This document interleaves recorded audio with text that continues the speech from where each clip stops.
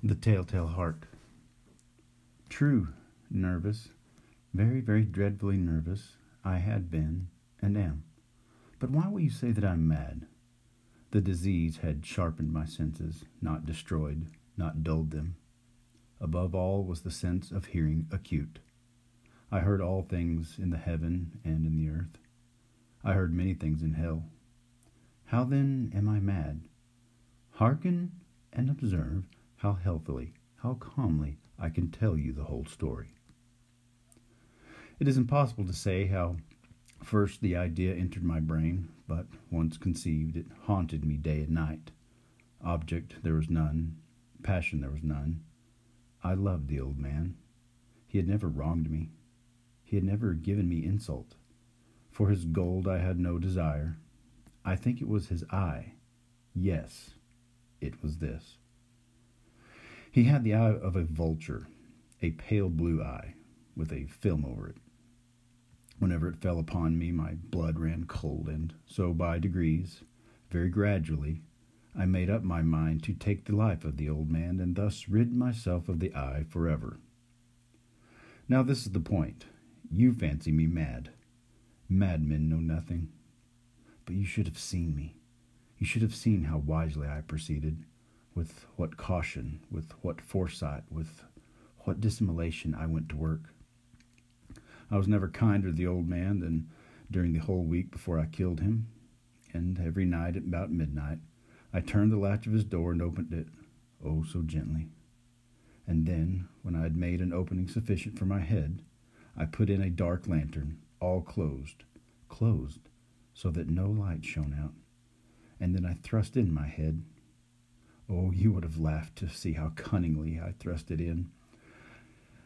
I moved it slowly, very, very slowly, so that I might not disturb the old man's sleep.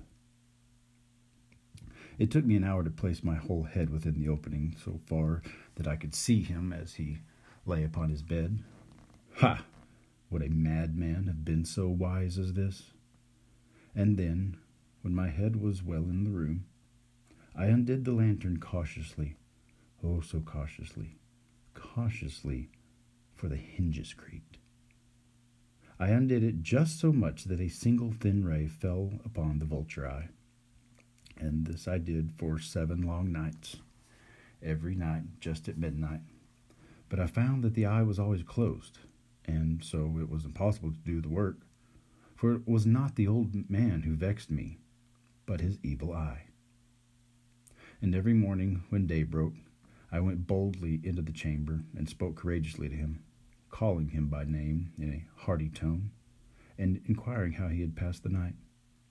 So you see, he would have had to have been a very profound old man indeed to suspect that every night, just at 12, I looked upon him while he slept.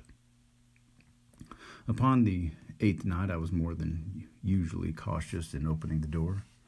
A watch's minute hand moves more quickly than did mine. Never before that night had I felt the extent of my own powers, of my sagacity. I could scarcely contain my feelings of triumph. To think that there I was opening the door, little by little, and he not even to dream of my secret deeds or thoughts. I fairly chuckled at the idea, and perhaps he heard me, for he moved on the bed suddenly, as if startled. Now you may think that I drew back, but no. His room was as black as pitch, and with the thick darkness, for the shutters were close fastened through fear of robbers, and so I knew he could not see the opening of the door, and I kept pushing it on steadily. I held my head in, and was about to open the lantern when my thumb slipped upon the tin fastening, and the old man sprang into bed crying out, "Who's there?" I kept quite still and said nothing. For a whole hour I did not move a muscle, and in the meantime I did not hear him lie down. He was still sitting up in bed listening, just as I have done night after night, hearkening the death watches in the wall. Presently I heard a slight groan, and I knew it was the groan of mortal terror. It was not a groan of pain or grief, oh no. It was the low stifled sound that arises from the bottom of the soul when overcharged with awe. I knew the sound well. Many a night, just at midnight, when all the world slept, it was welled up from my own bosom, deepening with its dreadful echo the terrors that distracted me. I say I knew it well. I knew what the old man felt, and I pitied him, although I chuckled at heart. I knew that he had been lying awake ever since the first slight noise, when he had turned in his bed. His fears had been ever growing upon him since. He had been trying to fancy them causeless, but could not. He had been saying to himself, it was nothing but the wind in the chimney. It was only a mouse crossing the floor, or it is merely a cricket which has made a single chirp.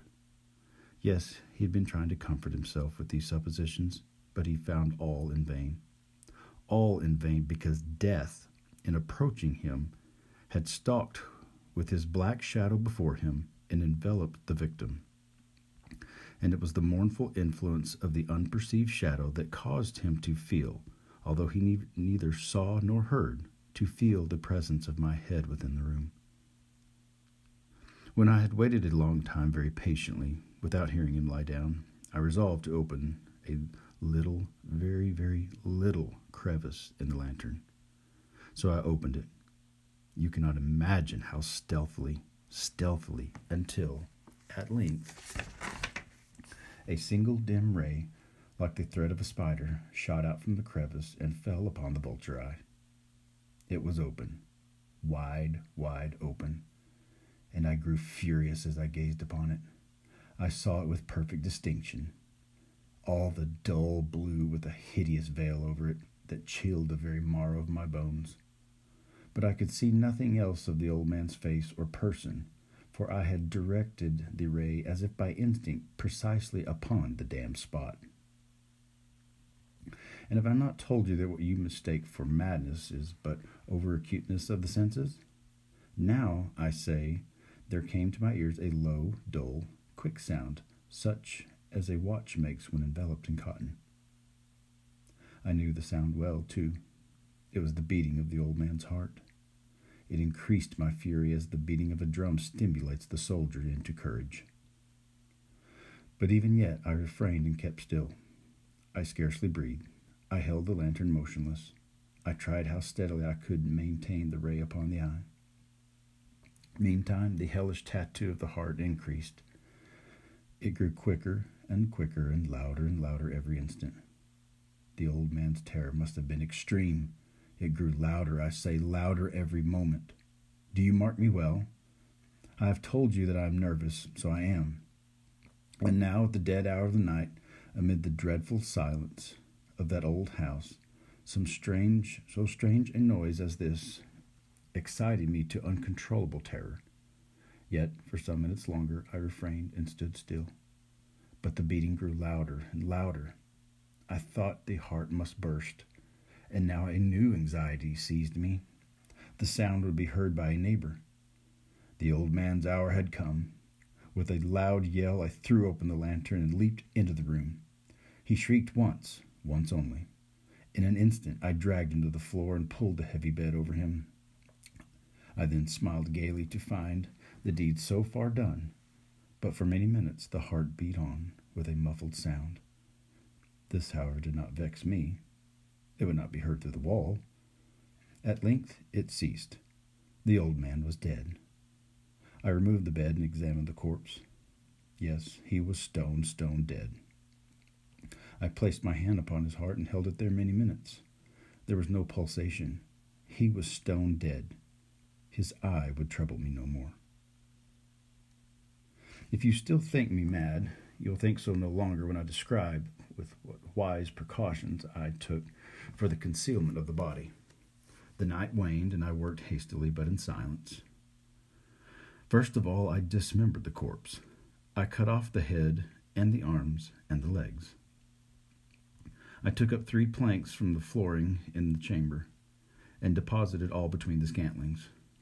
I then replaced the boards so cleverly, so cunningly, that no human eye, not even his, could have detected anything wrong. There was nothing to wash out, no stain of any kind, no blood spot whatsoever. I had been too wary for that. A tub had caught it all. Ha! When I had made an end of my labors, it was 4 o'clock. Still as dark as midnight, as the bell sounded the hour, there came a knocking at the street door. I went down to open it with a light heart, for what had I now to fear? There entered 3 men who introduced themselves with perfect sovereignty as officers of the police. A shriek had been made by a neighbor during the night. Suspicion of foul play had been aroused. Information had been lodged at the police office, and they, the officers, had been deputed to search the premises. I smiled, for what had I to fear? I bade the gentleman welcome. The shriek, I said, was my own in a dream. The old man, I mentioned, was absent in the country. I took my visitors all over the house. I bade them search well. I led them at length to his chamber. I showed them his treasures, secure, undisturbed.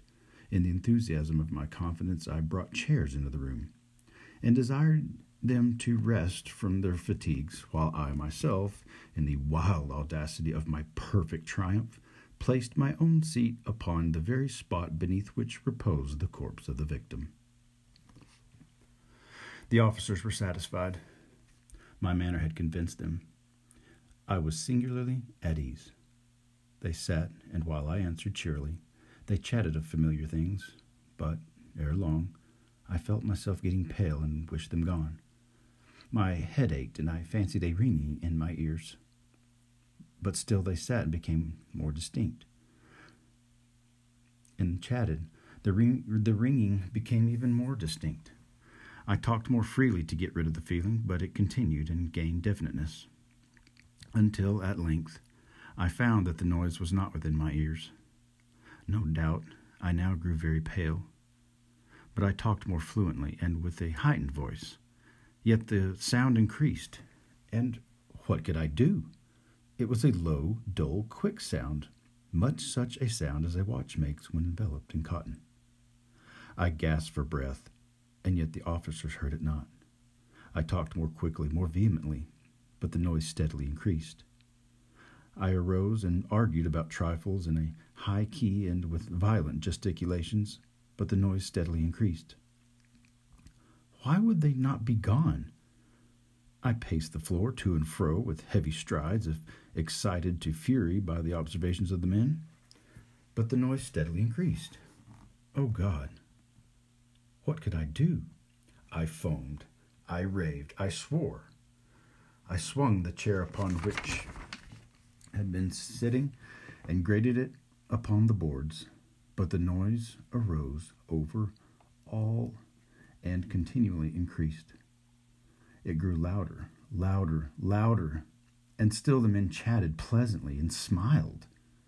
Was it possible they heard not? Almighty God, no, no. They heard, they suspected, they knew. They were making a mockery of my horror. This I thought, and this I think. But anything was better than this agony. Anything was more tolerable than this derision. I could bear those hypocritical smiles no longer. I felt that I must scream or die, and now again, hark, louder, louder, louder, louder. Villains, I shrieked, dissemble no more. I admit the deed. Tear up the planks here. Here. It is the beating of his hideous heart.